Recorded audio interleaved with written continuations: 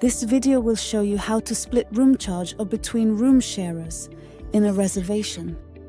Hotelogix lets you split room charge amongst one or more room sharers at the time of bill generation. Let us see how.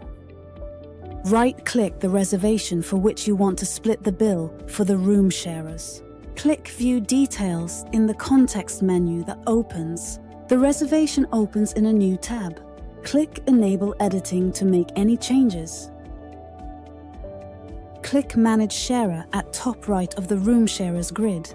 The Manage Sharers panel opens up that contains the details of all the already added room sharers. Click Yes checkbox in Share Charge column of all the room sharers amongst whom the room charge is to be split. Click Save.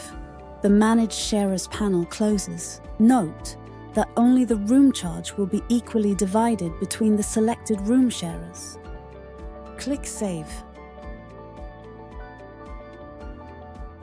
This brings us to the end of the video on how to split room charge between room sharers in a reservation.